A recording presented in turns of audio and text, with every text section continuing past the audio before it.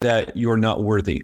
What if you think that you're not good enough? What if you think that you can't get that promotion at work or get at the job or get into the university or ask that person out to go out on a date? You become what you think about most of the time. So when it comes to this, and I don't even know if it's new, you see people even like Tony Robbins. He started out in the 80s, the 1980s. Awekenge, this is Mental Mythos, hosted by Asekho Toto.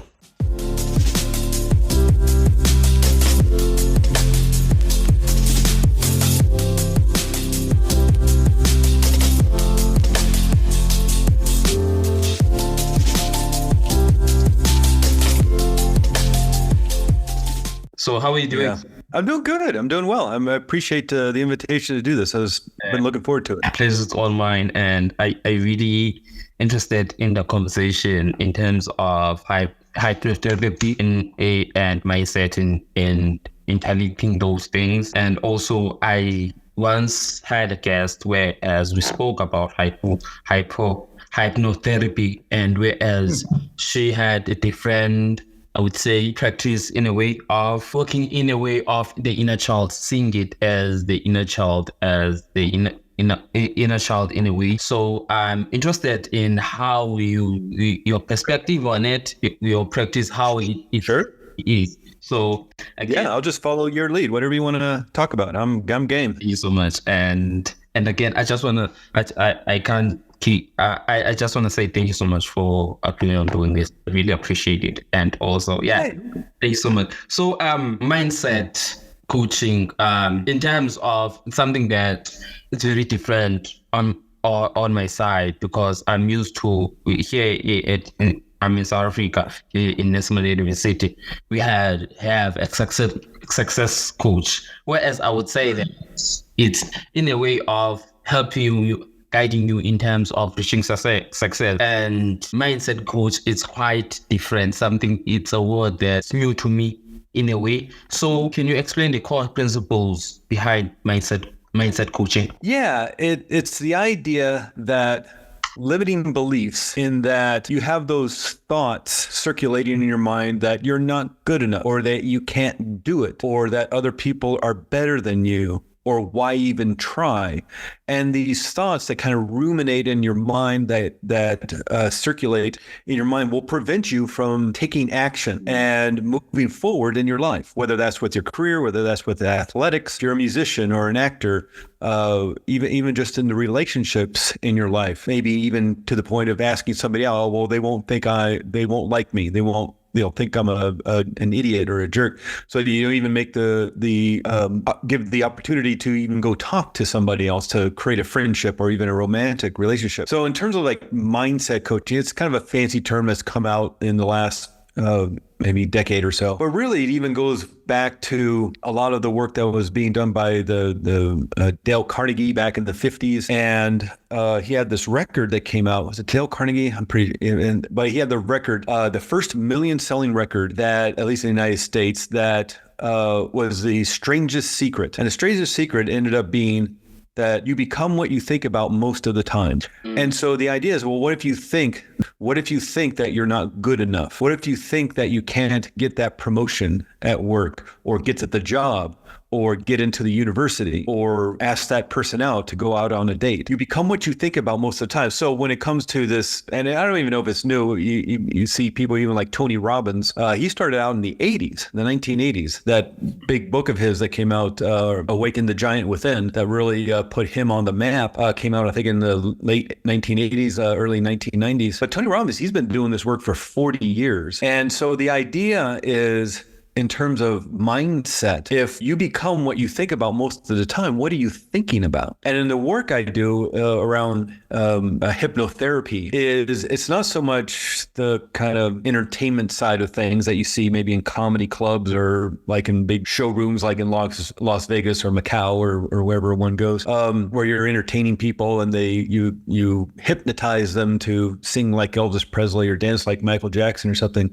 Therapeutic hypnosis works with that mindset, in that where did these ideas that you're not good enough come from? that you're not worthy, that you can't do something. Who told you that? Where does it come from? Why do you keep repeating this phrase in your mind over and over again? Because again, it's like what you do most, you get better at. What you practice over and over again, you get better at. We know this from practicing the piano or practicing the guitar or practicing martial arts or practicing a foreign language or practicing riding a bicycle or something. What you do, what you practice most, you get better at. And so what if you're practicing anxiety? What if you're practicing, telling yourself that you're not good enough? So in terms of the mindset coach, what this kind of new, and maybe it's not even new, but what this helps people do is release those limiting beliefs and start creating the beliefs that will create the confidence and the self-esteem and the self-worth to actually do what it is you want to do so you can create your best life ever.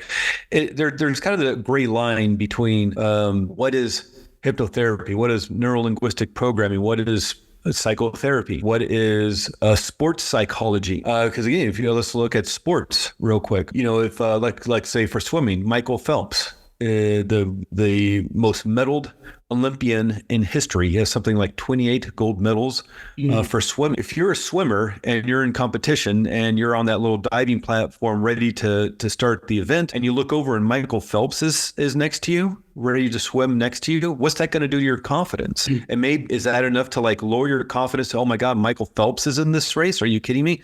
Is that enough to lower your confidence in yourself that you're going to come in 5th place or 6th place? And so even in the work we do is like there's we call a lot of different things. I think mindset coach is just the newest trendy kind of word. But really what it's about is working with those thoughts in your head. And if they're negative to the point of being detrimental to your life in terms of moving forward, what's the point of working out? Nobody's going to love me anyway. So now you're not going to go to the gym. You're not going to go out. You're not going to get healthy. And so it's working with those thoughts that prevent us from creating our best life ever. I think that's kind of a long answer to maybe a short question. But definitely. I feel like in a way there's a lot that you mentioned, and also practicing something makes you better at that. I agree with you in that, because in a perspective of, for instance, I'm making an example of myself. Being a podcast host for the last 4 years, I've been doing this for the 4 years. In terms of doing one thing. At some point, I was in the business training, whereas I mentioned that I am doing podcasts in terms of mental health. And someone asked the fact that what's the use of doing podcasts in terms of talking about a conversation, the one conversation in terms of mental health in 100 episodes. And in a way, it goes back to the mindset in terms of, as you've said, if you practice, let's say, if you have that mindset, no, mental health is not important, you just need to have that one conversation and move on, goes to that thing. As if you keep practicing on that, you'll never be being able to learn something in terms of that certain conversation. It's something that it was interesting. And my follow-up question is the fact that what is the difference between mindset coaching and traditional therapy? The reason why I'm asking this thing is the fact that, according to my knowledge, coaching focuses on the future, and therapy goes deep in terms of the past. So what is the initial difference? And the way that you were explaining it, in a way, I saw it as something that they both have the same goal in terms of you feel better in terms of mindset. Yeah, that was a great way to explain it. And there is a lot of overlay. There's doing a lot of the same things, but I think you hit it right on the head, especially with therapeutic hypnosis. A lot of people who come to a hypnotherapist, they're looking for some relief from pain or hurt or trauma, or maybe even a bad habit. Like famously, hypnotherapy works great for smoking cessation, or if you want to quit smoking, or weight loss and things like that. But really, even those issues of overeating or smoking, those are self-soothing issues, trying to make yourself feel better by eating or by taking a cigarette or maybe a drink or whatever it is. And so you're trying to soothe yourself from some hurt or some pain. And so I think you nailed it on the head when you said hypnotherapy, it does work with a lot of the issues that we've encountered in the past. And whether that happened yesterday or last month or last year or 40 years ago, the subconscious mind will hold on to that hurt and pain because it doesn't want to experience it again. But you're the one who's holding on to it. So you're allowed to, deal with the emotions that come up in an appropriate way. And so when people are feeling that anxiety or that anger or that stress or that fear or that worry or that hurt or that pain or that tension, that pressure, whatever you want to call it, they get to a point where it's like, I just don't want to feel like this anymore. So whether they're going to a talk therapist or maybe a hypnotherapist, they want to deal with that past. And hypnotherapy works really well with the subconscious mind and in how the mind stores that information and that feeling state related to that past hurt and pain. And you're allowed to do something about it. You're the one who's holding on to the information. You're the one who's creating the hurt and pain. So you're the one who can do something about it. So that's just kind of a quick little sum up of hypnotherapy. And in terms of what you were saying about mind coaching, that's looking towards the future. I think that's a great way of looking at it because when, I think we both look at coaching in terms of athletics, you're always going to have a coach. You always want that second pair of eyes to help you perform better, to give you the advice on how to, depending on what the event is, to run that course in a more efficient way so you can win. You want that second pair of eyes. You want that advice from a knowledgeable person. So that person is going to stay with you. And so in terms of, some people have business coaches, so to help them with business or marketing, of course, athletics, maybe even musician. I mean, Pavarotti, considered one of the greatest opera singers of all time, went to a vocal coach every year. Because of course, as you get older, your voice is going to change. His weight fluctuated a lot. And so that's going to change how he sings as well. So every year he went to a vocal coach, even though he was considered the greatest cello player ever. Even famously, Neil Peart, the drummer from the rock band Rush, went to a drumming coach at the height of his fame and powers as a drummer, just to change up his drumming style. So we can all use coaching in different ways. And in terms of the past, if you want to deal with those limiting beliefs, the hurt and pain, the anxiety, the trauma, hypnotherapy may work really well for that in terms of creating your best life and how to move forward, whether, again, it's business or relationships or sports or music or whatever it is you're doing. Having a coach. And especially if those thoughts come up, maybe I'm not good enough to move forward like this. Coach is going to help you with that to move forward. And so I think you hit it right on the head that there's a lot of overlap. Certainly mind coaching can help with what's happened in the past. Certainly hypnotherapy can help focus your attention on the future and how to create that best life ever. But it's a great way of describing it, I think. And through the conversation, I just want to go into this thing that you said in terms of part of your services are to help people on negative emotions and trauma, test anxiety, fears, and phobia. I just want to underline the test anxiety. The reason why I'm bringing that up, if you remember on my email, on my message on Patchmatch, I said that I included that I'm a student. So it's exam time, and definitely there are so many anxieties. And what is your process of you helping, let's say a student comes to you in terms of in a setting of it's either between mindset or hypnotherapy? What is your process towards that? How do you help people? Let's work with you right now. And if somebody's listening to this and they want to follow along, they can. Of course, if you're driving a car, if you're supervising the kids around the swimming pool, maybe do this process later. But just working with you, you're talking about test anxiety, your student exams are coming up. Just closing your eyes real quick. And I want you to notice where you feel that anxiety. There's a place in your body where that feeling state originates, where you hold on to that anxiety, that stress, that overwhelm, that worry, that tension, that pressure. And I want you to literally take your hand. I don't want you to point to where you feel it in your body, because if you can point to it, you can reveal it. If you reveal it, you can heal it. And so I want you to point to where you feel that anxiety in your body. Literally take your hand and point so I understand where it is. Right there in the chest. 0 to 10. 0 being the most peaceful you've ever felt. 10 being the most anxious, panicked, afraid you've ever felt. Where would you rate this anxiety right now, 0 to 10? I would probably 8. An 8. Okay. That anxiety, that 8-level anxiety you're feeling in your chest, there's a certain color to that anxiety. What color is it? I'm thinking of orange, between orange and red. Yeah, that's right. It's orange. Like an orange is red. Here's what I want you to do. I literally want you to do this. I want you to reach in and pull out all that orange-red energy. I literally want you to reach in and pull it out and start pulling it out. And I know this seems silly, I know this seems ridiculous, but I want you to just trust and play with the process here. I want you to pull out all that orange energy using both of your hands. I literally want you to pull it out, but pretend you're doing it. Yeah, I want you to pretend that you're doing it. Just pretend. Just pretend you're pulling out all that orange energy and pulling out, and it's all out in front of you. And make sure you get all of it, because sometimes that stuff likes to hide. Just pull it out, pull it out, pull it out, and just keep on going until I've done this process with people and they've pulled that negative energy out for 5 minutes. So we got plenty of time. I've seen podcasts that go on for 6 hours. So we got lots of time. So keep going. Just pull it out. And if it's starting to like maybe move up to your shoulders or down into your abdomen or up into your neck, just keep pulling it out. Just trying to escape, keep pulling it. And say, you're doing it perfectly. Doing it exactly right. Perfect. You're doing it exactly right. Keep pulling. Exactly right.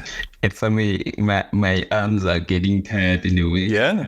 But you're doing it, and you're doing it. Yes, keep pulling it. Sometimes we realize we've been holding on to that stress for a really long time, and there's a lot of it. And whether it's stress of the day, stress of the week, stress from 20 years ago, just keep pulling it out, doing it perfectly. All of it, every single ounce of it, bit by bit, piece by piece, element by element, by putting physical action into this and literally using your body to help with the healing. You supersize this. There's healing with just using the mind, but imagine putting the mind and body together into a healing and how much deeper it can go. This is a little bit what's different between maybe talk therapy and therapeutic hypnosis. Is that, why let's talk about your anxiety. Let's do something about it. Let's pull it all out of your body. Oh, perfect. Yeah, keep going. I'm making sure you get it all, especially all the hidden bits and pieces. That stuff likes to hide. That's why there's probably a lot of it. It's been hiding for a long time. Keep pulling all that negative energy. How do I know that I've pulled it all out? Your intuition will tell you when you're done. And again, like I told you, I've had people pull for 5 minutes, because we have a tendency to hold on because we don't realize we're allowed to let it go. So just let it go. People grip onto a pen with their hand very tightly, and after a while they hold on to that pen so tightly for so long that it starts feeling familiar to them. Then it starts feeling so familiar to them, it starts feeling comfortable. There you go. Comfortably miserable. Now, I want you to notice something. Keeping your eyes closed. All that negative energy out in front of you. Did the color change or did it stay the same? Actually, it changed in a way. That's right. See, look, you're already changing it. Here's what I want you to do with your imagination. Just pretend that you put a black frame around all that negative energy that's out in front of you. You're already changed. Put a black frame around so you know how big it is. So it's like kind of contained in a box maybe. But put a black frame around it so it's all contained. And those old TV sets maybe that people had way back in the 70s and 80s used to have dials and switches on them instead of just a remote control. I want you to reach out and grab the dial for the brightness and start turning it to the right. So all that energy within that black frame whites out. So it turns completely white, a very neutral, calm color. Make all the energy within that black frame white. And maybe it's turning more neutral, turning to grayish, and then maybe turning to white. And notice how different it all looks and feels now. And now here's what I want to do. I literally want you to do this. I want you to grab the sides of that black frame, and I want you to start shrinking it down. I want you to reach out, grab that black frame, and start shrinking it down, left, right, top, and bottom. Shrink it down to the size of a stamp, maybe the size of a marble, a little pebble. Shrink it down, shrink it down, shrink it down, shrink it down until you can grab it in the fist of your dominant hand. When it's so small that you can grab it in the fist of your dominant hand, grab it in the fist of your dominant hand, and I want you to lift it up over your head. I want you to throw it behind you. I want you to throw it behind you to the end of the ever-expanding universe, to the beyond the horizon. Throw it behind you so it'll never come back. Secure it back there. You know the sound a hammer makes. Nail it back there, put it in a safe and break off the lock. Put it back there, beyond the horizon, to the end of the ever-expanding universe. That's right. When it's back there forever, when you know it can never come back, when you know that that's true, when you know that no one, not even you, can bring it back, that energy back, that feeling state back ever again, when you know it can never go back to the way it was, just try to bring it back and notice what happens instead. Okay. And here's what's going to happen now. Your subconscious is going to bring you a positive image right in front of you to replace all that with. Your subconscious mind is going to bring you a positive image. I'm going to count up to 3. And on 3 and go, your subconscious is going to bring you a positive image to replace it all with 1, 2, 3, and go. What's the first thing that comes to mind? What's the image? First impression? Actually, I don't even seeing an image, it's just whiteness is blank. It's just whiteness. If an image did come to you, what would it be? Just first impression, a positive image. What's the first thing that comes to your mind? It's quite difficult for me as someone who is not used to do things in terms of therapy. Yeah. I would say flower. Yeah, that's right, a flower. That image of the flower, there's an energy to it. It means something to you. Your subconscious mind brought you that specific flower, that color, that image, the way it looks for a reason. Maybe you understand what it means. Maybe it's within your unconscious mind, but it gave it to you for a reason. So let's use that. And I want you with your mind, just make it bigger, make it more energized, make it more powerful. There's even that energy of the flower and what it means to you. There's an energy to it. If that energy, to all that positive image that you have, if that was a color, what positive color would it be? Just first impression. A yellow flower in terms of brightness. Yeah, yellow. Yeah, yellow. Okay. Here's what I want you. I want you to grab all that yellow energy. I want you to grab that yellow color. I want you to grab it with your two hands and pull it down over your head like you're wrapping yourself in a big cozy blanket, like you're being contained within a warm, friendly cocoon of this amazing feeling. And as you do, it just becomes more energized, becomes bigger and brighter. And breathe it in. Breathe that energy into your lungs. And as you breathe that energy into your lungs, it gets into your bloodstream. Your heart then pumps that blood throughout your body to all the places that your blood nourishes. Your skin starts absorbing that energy. So it starts lighting you up inside. You even notice how that image of the flower moves into your chest. As they say in science class, nature abhors a vacuum, meaning they just don't like empty space. So put that image of the flower and all that energy, that positive energy, into the place within your chest that you just cleansed and cleaned. Allow it to merge into the cells of your body, into the very DNA of your body, and make it even stronger, make it even more powerful. Breathe in deeply into your lungs. Even exhale out through your mouth like you're blowing out a candle. Just let it all go. And know that this process is here for you anytime you want it. You can energize this feeling state more and more now. That's right. And when you know you got it, when you know you can never turn off, when you know it can never go back to the way it was, just return to being fully aware, fully alert, open your eyes, and notice how different it all looks and feels now. Yeah. Hello. zero to 10. How are you feeling now? In terms of zero, in terms of calmness, I would say 2 or 3. Because the energy had that was like maybe 10 minutes. That was maybe 10 minutes, 15 minutes. I don't know. I wasn't counting. But you went from an 8 all the way to a 2, you know? And so that's the kind of work that can be done in just a short amount of time. And whether you want to call that mindset coaching, whether you want to call that therapeutic hypnosis or neuro-linguistic programming or whatever you want to call it. And I'm sure it all blends in together. That's what's possible within your own subconscious mind. Again, I didn't do anything for you. I didn't fix you. You fixed yourself because you're the one who felt where you felt that anxiety. And people point to other places. Some people point to their abdomen. I've had people point to their arms, to the back of the neck, to the front of the head. They point to all sorts of different places where they're feeling that pain and that hurt and that tension, that pressure. But if you can notice where you feel that anxiety or that anger or that hurt, that pain in your body, if you can reveal it, you can heal it. And even just doing these exercises like pulling it out, the reason why this stuff works the way it does is the mind can't tell the difference between what's real and what's imagined. And this is most noticeable when somebody's having a nightmare. So if you ever had this experience or you know somebody who has, it's a scary dream in the middle of the night, and oftentimes it's something ridiculous, like a gigantic pineapple is chasing you down the street, throwing rocks at you. It's stupid. It's ridiculous. Or maybe it's something realistic, like maybe a war veteran having a PTSD dream about the war, even though it's 30 years ago. But you're cozy, you're comfortable, you're safe in bed. The mind can't tell whether that's a real event happening right now or you're safe and cozy in bed. So it kind of does that, shoot first, ask questions later, and it'll turn on your defense mechanism because it wants to defend you from the big, gigantic pineapple. And so it'll turn on your defense mechanism. Your brain will start creating that adrenaline and that cortisol, the neuropeptides, those molecules that send the message of fear and anxiety and anger to your body. 300% more blood now moving to the big muscles of your arms to fight your way out. 300% more blood moving to the big muscles of your legs to escape. You wake up with a scream because your subconscious wants you consciously aware of your surroundings, looking for danger. Your heart is racing, you're sweating to cool down your body, all because a gigantic, pineapple is chasing you down the street, throwing rocks at you. It's ridiculous. Yeah, it literally changed your physiology. So what if in your waking life, You start thinking about that test or that audition or that job interview or asking somebody out on that first date. And the mind starts thinking about, oh, well, what happens if? Well, if I don't pass this test, I'm not going to graduate, or I'm not going to get into the university, or I'm not going to get the job, or I'm not going to be able to start my career. And even though you're not even taking the test, maybe this is a couple of days before, you'll start creating that anxiety within your body. Through thought alone, you can change your physiology, even though it's, a ridiculous thought may be like a pineapple chasing down the street, or something more serious like if I don't pass this test, I'm not going to be able to graduate or get into the university or start the job. Well, what if we used that process of your mind not being able to tell what's real or what's imagined and use that to your benefit? What if you imagined you could feel that anxiety in your body? And what if you could imagine that it's a certain color?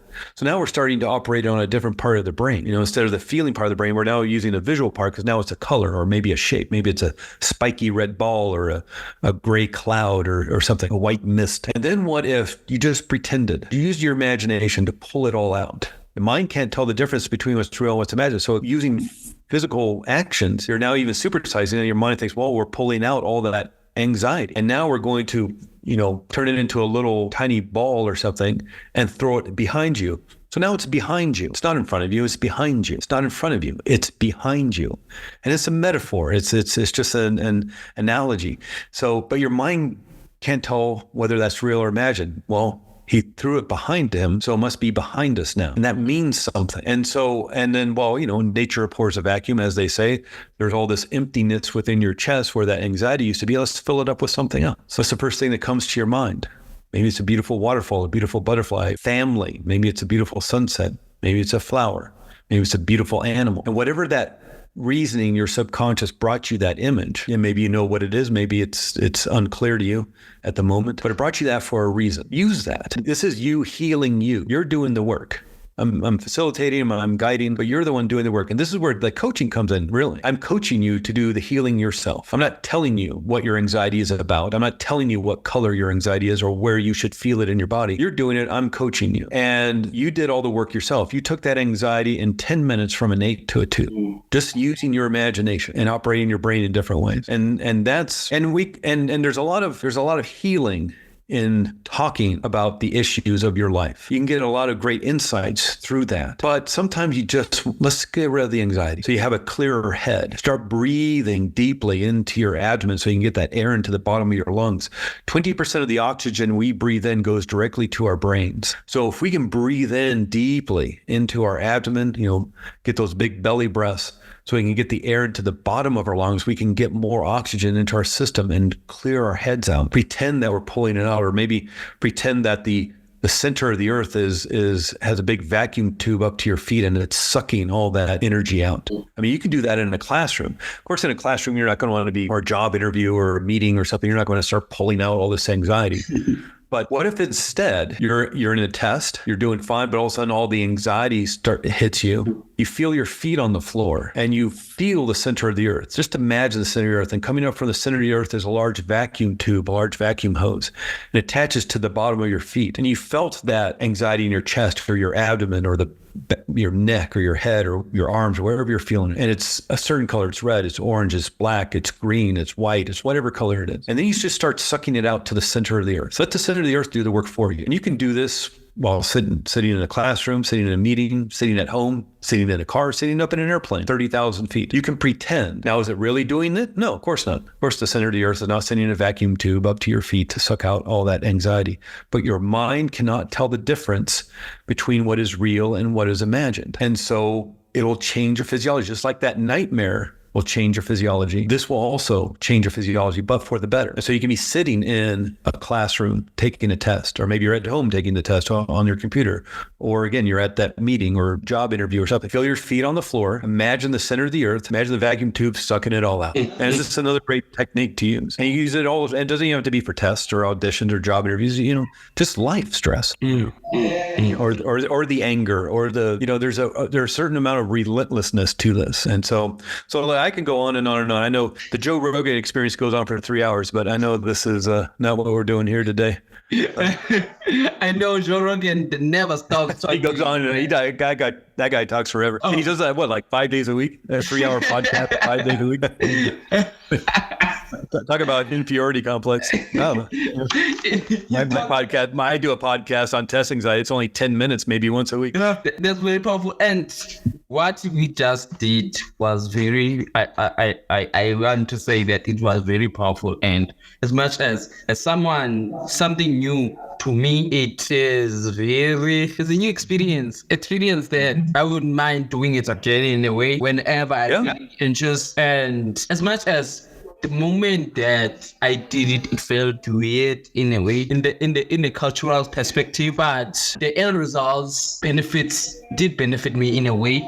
But hopefully, on the other side, the audience gets something from this conversation, from this. Well, and what I say is now you have it recorded. You can play it over. I mean, seriously, you could do this every day. I mean, that was only something like 10 minutes or so. And everybody listening, you know where it started and you kind of know where it ends.